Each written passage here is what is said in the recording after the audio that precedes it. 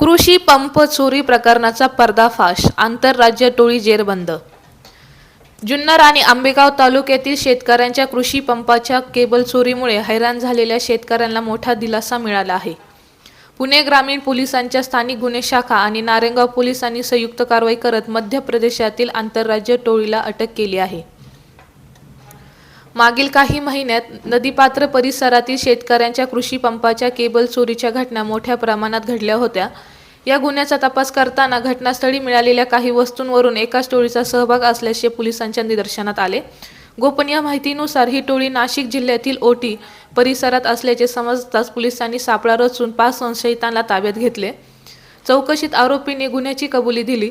त्यांच्या ताब्यातून सुमारे 150 शेतकऱ्यांच्या केबल जप्त करण्यात आल्या आहेत. तसेच जुन्नर, नारायणगाव, ओतूर आणि पारगाव परिसरातील केबल चोरीचे एकूण 12 गुन्हे उघडकीस आले आहे.